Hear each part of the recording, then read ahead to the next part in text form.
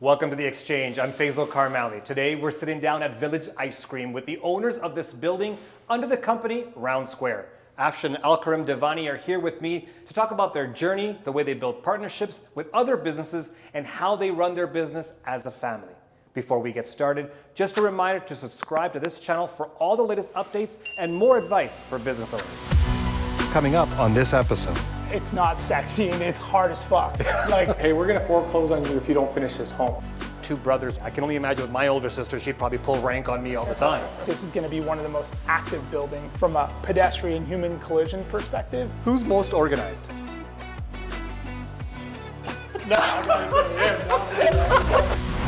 No entrepreneur does it by themselves.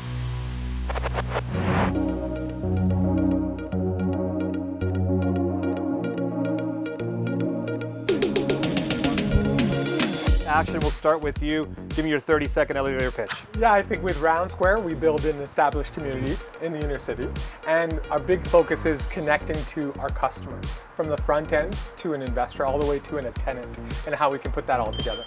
Mine's probably not gonna be as good because I'm working on a new tech startup with some guys from Skip the Dishes, and it's really focused around creating better experiences for tenants and renters. And I think we're trying to bring parity back to that relationship and deliver better experiences to renters and see how we can improve their overall quality of lives. Give me one example of a better experience for a renter. So just taking your credit with you. So every time you pay rent, you don't get credit. So how do we give renters the ability to take their credit and take their data with them when they pay rent? So, you know, you move from one landlord to the next, you want to have the ability to say, look, I was great with that guy. You don't have to ask anybody, here's my kind of renter passport. 23 years in the business, they've got their elevator pitches down packed and they know who they'd want to serve. So let's get started. The last time I actually saw these two individuals together with me was over 30 years ago. We were all playing hockey together. We all were, horsing around, little kids. And now I get to see you guys building such a great business, multiple businesses, impacting multiple lives. So I want to thank you for joining me today. Thanks for having us, man. Yeah, Super excited. So Round Square just didn't start as Round Square. There's a story before that. Let's start from the beginning. How the heck did you get into this business, and how did we start Round Square? Basically how it started, again, I'd take it back to kind of our family and our community, the Islamic community. Looking at people and looking up to people, what they were doing in the community. And people who have amassed some wealth and were successful always had real estate in their portfolio. So question was, how do I do that? How do I get into that? I was working for a telecom company back, 20 plus years ago. And back then, internet data connections were coming in fairly heavily, and we were paid well to close the deal.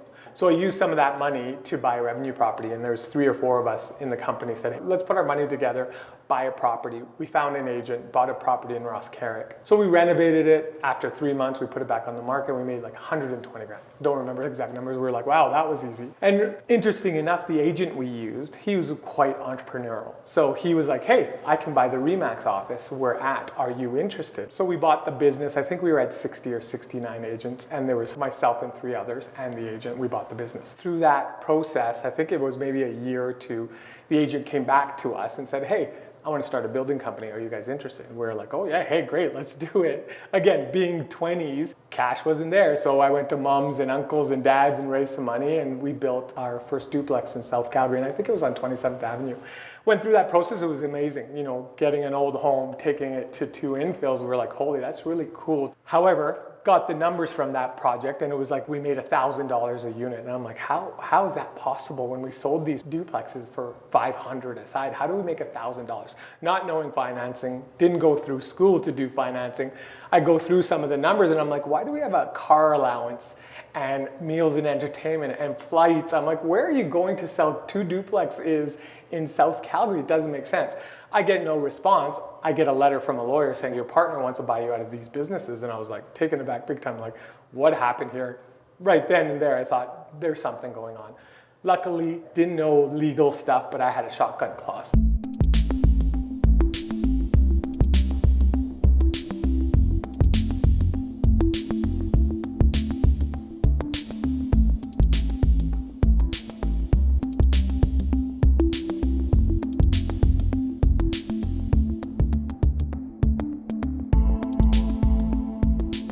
So I enacted the shotgun clause to buy the Remax business, which he was shocked, my partner who initiated that clause. However, I didn't have my license. So I built some relationships in the Remax business with an agent, and I approached him and said, hey, can you be the brokerage of this business? Because I don't have my license. I'm 20. These agents, our average agent's age was like 45 plus. They're not gonna listen to me. So the partner was like, yeah, absolutely. Or sorry, the agent, but I'd like to be a partner as well. So I said, great, let's do this. So he became my partner. Today we're about 160 agents, and that journey has been great.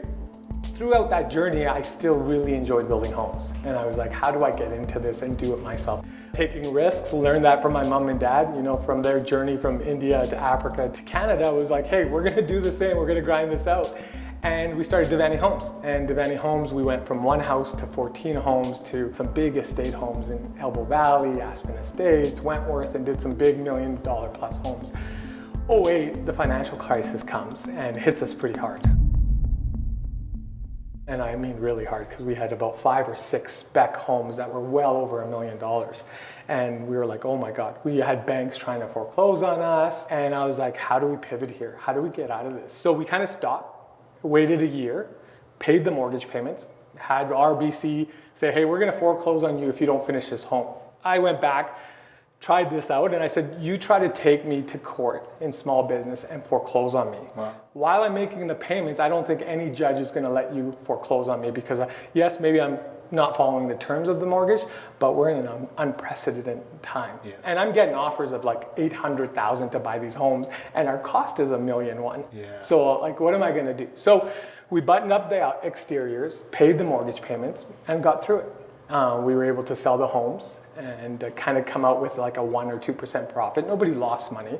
One of my mentors said, hey, in a recession, if you don't lose money, you're making money. So right. That kind of motivated us quite a bit. Al and I sat down, because he was part of Devani Homes and working together. We're like, how do we avoid this next time? We looked into the inner city. Because when we looked at real estate, when there is a slowdown, it kind of goes from the outskirts in, then it goes from $1 million in. So we said, how do we avoid that? So we came into the inner city and we started Beyond Homes, doing duplexes. So were both of you on board with this whole real estate thing from the begining? Like, you're younger than him by a few years, right? So he's in his 20s. When you said we were playing hockey, I was like, I was only 7, man. Like, I was watching, I wasn't playing. No, I was sitting on the sideline. I went to university. Like, I graduated from the UC with my marketing degree from Haskell. So when Afshin was doing all that, I was working with him part-time, and then I took kind of a bit of a gap semester where I worked the whole kind of conveyancing department. So I was watching the whole time from the sidelines, but no one in my immediate family had been to post-secondary education. Both of my parents were, not even high school kind of educated. And so one of my real goals was to do that, just to prove that, our family could do that if we wanted to. And I would tell you, like, I hated university. It was the worst experience ever for me, partly because I got to see like my family as entrepreneurs always hustling. So both of my brothers were hustling. My mom, she was a caterer, started from our kitchen in our house to building an addition kitchen, and she was a hustler. Like, my mom taught me everything I know about business. And so, going to school every day, writing exams and trying to understand this long game just never really resonated. But it was like, I was a goal that I had put my mind to that I wanted to do. And so the moment that I graduated, I said, Afshin, like, let me in and let's figure out how to do something different. And so came on with Beyond Homes and really steered that ship and loved it, just because my passion was, marketing. I loved fashion, and I got to dabble in a bunch of different things. And, I would say for me, the turning point was when I met Majida, my wife, who was an architect, and really schooled me about, like, sure, you can build and flip and turn money, and that's all great, which was, 100% what I wanted when I was younger. But when you start to learn, about design and the intricacies of how people respond to space, and, for me, that passion of human behavior, planning, urban design has really changed my trajectory in the things that I really love and continue to be a student of, and not having any background of it. And so very fortunate to be here and be given that opportunity. And those collisions and those random kind of intersection points were super critical for where we are today. Okay, let's see what you guys think about each other. I'm going to call out your name and I'm going to ask you the question, then you tell me what you think. Or in fact, how about we do it this way? How about you guys point to yourself or the other person? Okay, if you believe that's the answer, okay? Who's most organized? I gotta say him, not me. I can tell you that. No one's putting their hand up on that one. Who's more creative? Yeah. You're saying it? Yeah, All right. 100%. Yeah. Better at managing finances? Yeah. Yeah. You're not putting your hand up, you're gonna just nod, right? Who's more practical? Well, I think in certain aspects, both of us, but I'm usually the one, hey, slow down here. We gotta look at some of this There stuff. we go. Who's more academic? Oh, yeah. He reads more than I do now, actually, too. So he's really focused on that. Afshin's done an exceptional job at learning about previous examples from previous great leaders. Who's better at building relationships? Tough. Yeah. I think we're almost equal there, right? Yeah. Who makes decisions faster? Yeah, for sure. Who tends to have the final call? I would say him. Who changes their mind most often? Yeah. Probably. Yeah. Who has a longer plan for the future? Both. Yeah, I think now where we're at today, Yeah. the future is so much like about the long term. Well, it's the long haul now. Before it was like, hey, we got to get it done. We got to do this. Let's get it done for the now. And now when I look at today, what I'm trying to do is to build a great enduring business, life, relationships. Because it's been hard. We don't have a lot of personal relationships because we've been so focused on the business. Yeah. Where did Round Square come from, and how did you get that name? So from there, again, from Beyond Homes, we got to a point where these infills were reaching $1 million again. And we're like, hey, this is getting out of reach again. It wasn't why we wanted to do this and how we wanted to get there and how do we pivot again. And we went through an experience of taking a corner lot, and that was Al championing that, and trying to get that to a row townhouses. And one of the reasons we wanted to do that, we could densify the land, which would mean then we could have more units on a piece of a 50-foot lot, which would then mean it would bring the cost down to sell and be able to kind of hit a bigger market. And if the market changed on us, which in Calgary, we're a boom bust economy, right? So we knew it was going to come, just didn't know when. You kind of spread that risk throughout instead of trying to put all your eggs in one basket with one home, we were able to do 4.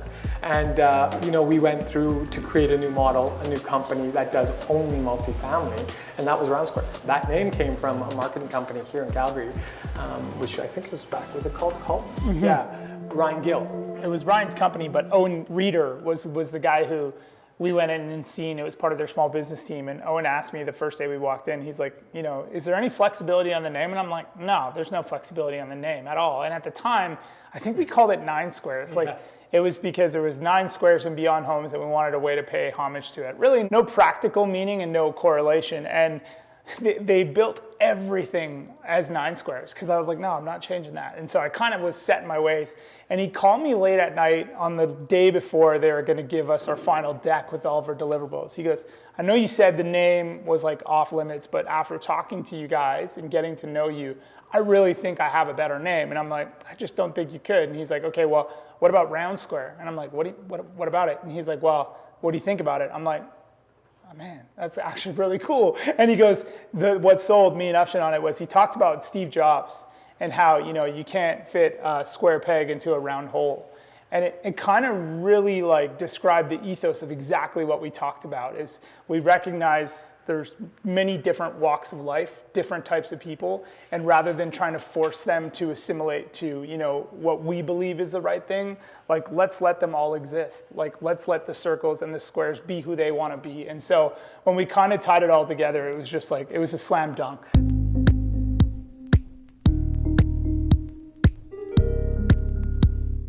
Your business, like many others, are involved or touch other businesses. We're in one of them right now.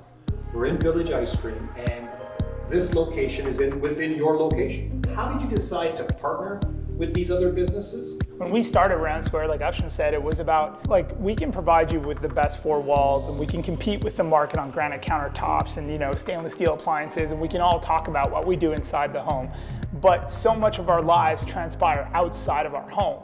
And so for me, it was always about, well, how do we support the communities that we're in locally, in a localized manner? And so we have small businesses, which are easy, right? You have all these businesses that are here to service the people within those communities. And so I know that eventually they want my customers to be their customers. And the inverse is also true. I want their customers to be my customers. And so, I actually was just like an avid fan of these businesses. Like we would go into Village Ice Cream once a week. So like you could tell I eat lots of ice cream and coffee as well. Like I started drinking coffee and I would just have conversations. And so at one point I just basically went and asked, so Billy is the owner of Village Ice Cream. Sebastian is the owner of Phil and Seb Coffee. So I actually asked Billy first and he said, no, I don't see the value. Like, why would I promote a developer? And I'm like, no, I'm not asking you to promote my business. What I'm asking is, how do I like get my customers to experience your brand within its full experience? Like, let me help you with your customer acquisition costs. Like, let me get experiences from my customers to become your customers. And so he said no. And I said, okay. So I went and talked to Seb, and Seb was like, oh, well, I kind of like that idea. So like, you're building all of these places and you're going to put my coffee in your home. So when they move in, they're going to see my coffee and then we're going to give them, I'm going to pay the cost to bring them into the coffee shop. And that's kind of the synergy. And so when Seb said yes, I came back to Billy. I said, listen, Billy, we're doing this with Seb. My intent is not to really cannibalize, it's to help you grow your business. And I think that is the epitome of a partnership. It's like, how do we not compromise your value and your brands and what you stand for and show you we're here to support you? And inversely, like, I'm not asking for anything, but they end up being champions of our brand. And that's what I think happened. And so, today we're sitting inside of a space that culminated from 4 years ago on a partnership where I just said, let me give my customers ice cream on my behalf from you with a bit of a discount, and let's just see where that goes. And so today, to me, this is where that goes. So you have Village Ice Cream, Phil and Sebastian's, Una Pizza, we're all a part of our partner program. And now, all our tenants in a building that we built. And hands down, selfishly, I think this is going to be one of the most active buildings from a pedestrian human collision perspective in all of Calgary. Like, I can't think of a better main floor tenant lineup, and I would have that conversation with anyone who tries. So to me, that's kind of how this comes together. And when I had a conversation with Billy, I said, Billy, the reason why I want you here is because you drive human connection. That's it. Like, there is nobody from a per foot traffic perspective in the summertime that can compete with an ice cream shop. Yeah. So you think about, like, you envision in the summertime people colliding, kids having fun, hanging out on the hill, hanging out on the park. Like, for a community, an ice cream shop can change everything. That's right. And so that's what really excited me. And I think when I said that to Billy, like, he understood that this was more than just like a business transaction. It was like core value alignment for the future. How do you find these strategic partnerships as a way to grow both businesses? We're not competitors by any means, but we share the same kind of core values and we're actually hitting the same target every day. Even though it may be an out-of-pocket expense now, but the long-term game is that you're going to create that community that will keep you part of it. That's a move that I think social media has done, but I don't think businesses have done within their communities to build that. And that's an amazing piece. You've talked about your other business here, the technology side. We talked about it outside when we were chatting. To go from building homes and I'm going to say building a community to going into helping renters, that's a big change of the actual business. But it's a tech startup, which sounds very interesting and sexy in today's term. Yeah. Tell me what got you into that business. Yeah, so I would start by saying it's not sexy and it's hard as fuck. And mostly because my craft, I've spent the last 15 years, 20 years with Afshin understanding real estate. Like, I'm not even a finance guy and I'm starting to understand what a cap rate is, what an IRR is, what investor, because it drives our business. But when I met these guys roughly a year ago, former execs from Skip the Dishes scaled a company from, nothing to worth 2.3 billion. And so they had got to experience this rapid growth. And they got to see it without, being owners, so kind of almost on the outside a little bit because they weren't at stake, but were inside. And so they got to understand what were the things they liked about the business, what were the things they couldn't, and how could they leverage the skills that they had built. And so I had met Miles Shedden, who's one of my co-founders. He's also the CEO of Chroma. And we really talked about, like, understanding real estate is riddled with operational efficiencies. It's not super tech savvy because it hasn't had to be. Historically, when you have a good portfolio and you just manage it, and even if you don't manage it very well, it continues to grow because you have this reoccurring asset that incurs in value, you reinvest money in. So we've seen tremendous growth from guys who've been able to hold their portfolio assets. But anyways, real with inefficiencies, but trying to convince these guys about where the future is. So you can kind of understand that challenge. You have a $1 billion portfolio. We know you've done great. We think that change is on the horizon. Can you see the change with us? And most of these guys are like, well, what change are you even talking about? Because I'm here, I've been doing this. And so there is guys out there that see the change, that understand innovation and technology is coming. And so our goal is to partner with them and understand. Like, so, you know, when I talk to you about renter benefits, the reason why that's really interesting to me is because we started to engage with a bunch of different people who were tenants, whether, you know, in a commercial setting or a residential setting. Like where we started our journey was you get 4 walls. And I think that's what's changing. The demand of the new day renter is not going to be concerned about just the 4 walls that you provide him. That's right. They're going to be concerned about what support systems are in place for me outside of this 4 walls.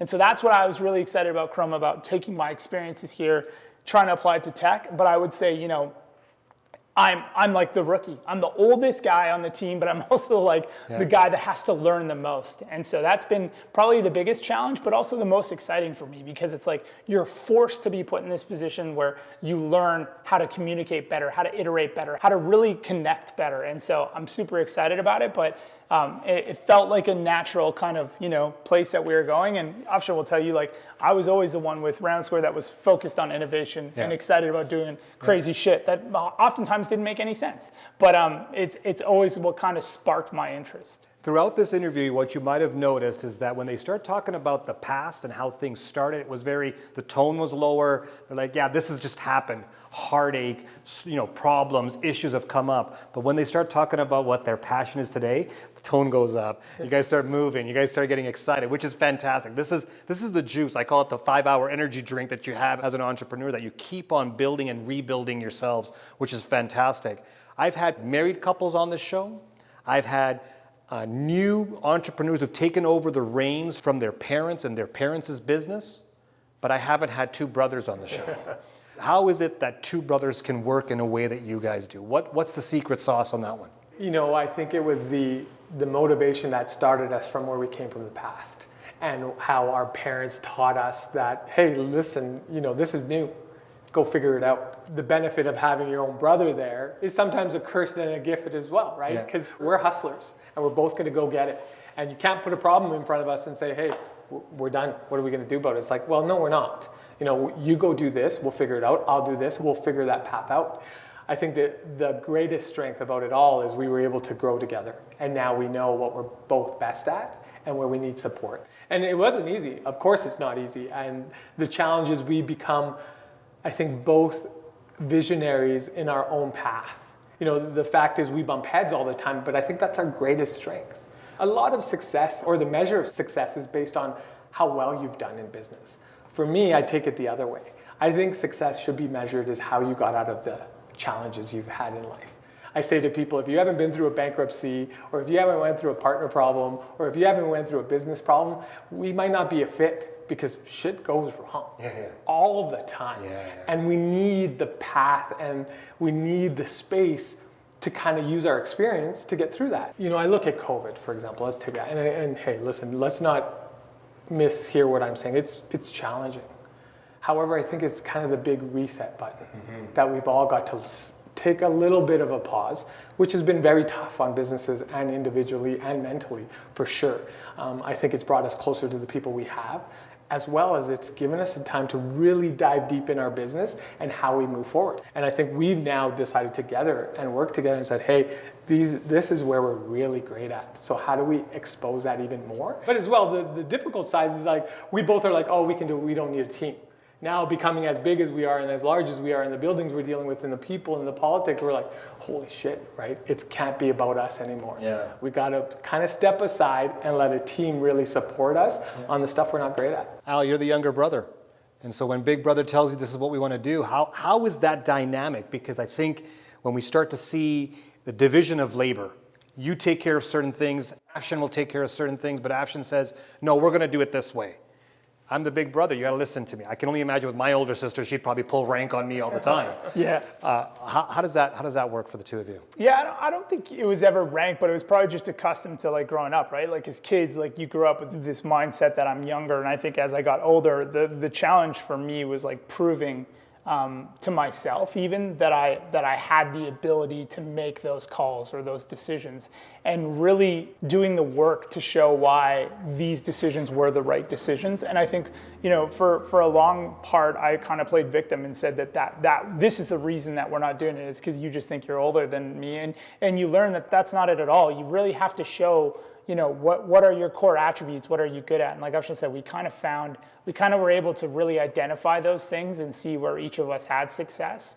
It's probably not for everybody. So, people here are like, oh shit, I'm gonna go do this with my brother. It's like, the reason why it worked for us is because, we were lucky enough, I kind of look at it as lucky enough to come from nothing. Like our parents had nothing. And so when you have nothing to lose. So you put it on the line every single day. And I don't think I've ever shaken that mentality. Like people are like, oh, you have lots to lose now. It's like, no, man, because I've already seen what it's like to really not have a lot. And so I'm willing to put it on the line every single day. And we both have that same DNA. And so you come from this place where you know each other quite intimately, that, he has my back. And so we're not worried about the trust, even though we should be in a typical partnership. Like, what are your partners doing? Is there accountability? And that's what I'm learning with my new team is like, you have to have those things because there is no blind trust. And you need to kind of have those documents. But for us, it was like, no, I know that you have my best interest and I have your best interest. And with that comes sacrifices, right? Because we work all the time. We talk all the time, but it's all about work. We're not talking about the game, or we're not having a beer every day. It's about like, what about this? What about this? And people will be like, oh man, that must be really tough. It's like, no, because the reality is like, we love it. And we're grateful for being given the opportunity. So even when it's bad, and I mean, like, this, like, it's bad. Like it's bad all the time. Like, this is the ebb and flows of business. It always appears to be great, but that's not the way it is. And so what makes it great is the ability to learn from those challenges and to kind of understand how we can improve and still have the opportunity to be here the next day to do that. And so that's kind of what I would say has been super great for me, is kind of seeing what he's great at, what I'm great at, and how do I support that greatness.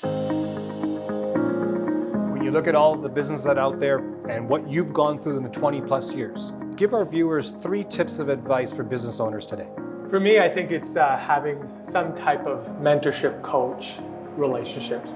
I think about like Tiger Woods, right? For example, he has a swing coach, a strength coach, a psychologist, and it's so important. We are athletes in our own craft. So I think having a coach, and if you can't, it's just someone who's been in business. So just a group, right? Number 2 is the team. Al and I tried to do this for a long time by ourselves. And it's taken toll on us, right? And now understanding to build that executive team or leadership team or your internal team is very important. And I think the last thing is, we love to support so many people, right? We need support as much as everyone else does. So accepting that support is very important as a business entrepreneur. Al, top 3 tips. Yeah, it's funny. I've watched some of your clips and I've seen guys talk about like, entrepreneurship isn't for everybody, or I've heard things like, it's in your DNA. To me, that's bullshit. I call bullshit on that. I feel like each and every one of us has an opportunity to be great. So it's like, find your greatness. And that doesn't mean like go out and do what you love. That means learn to love what you do. And that's what I think for me was really key for me in my career, is like, I love fashion, I love sneakers, I love looking up on that shit. But I realized how to apply the things that I love into my business, which changed everything. It changed the way that you perceive things. And so I think there's a really good opportunity for people to learn to love what you do and leverage that. And I believe everybody has the opportunity to be a great entrepreneur. And on that similar note, reading David and Goliath and this idea that those who are less privileged have this ability to amass. And to me, the messaging in that is like exactly the same thing. It's like we all have this unannounced ability to be great. We just have to find our greatness. So search for your greatness and leverage your weaknesses. It doesn't mean you have to come from nothing. You could come from the most amount of wealth possible and still be great. But it's identify your greatness and really search it out. And the third thing for me is like a team environment. We talk about sports and we talk about all these things. And like the one thing I'm starting to realize is like I am not great at a lot of things. And the only way to be great is to get people who are great at other things better than you. And although that's uncomfortable, like very uncomfortable when you're talking to someone on your team who understands something better than you or proposes something, you have to have the ability to attract that team But then even more importantly is listen to that team as you kind of go through this journey. Al, Afshin, thank you for joining me today. Thanks, man. It was awesome. Thanks Yeah, I for really having us. appreciate it. Thanks for watching The Exchange. Don't forget to subscribe and leave a comment to join the conversation. See you next time. Suck in the gut the whole time, right? Just make sure I don't show any fat. That's the camera, right? I say that's 30 pounds. This is what I do in the morning TV stuff, just start throwing things behind me. I might skip some stuff, okay? I'll try not to, but that's a lot for Faisal. With the owners of the building, and I can't read it because of the reflection. Yeah. I can't see that at all. I can read it for you. Can you see it?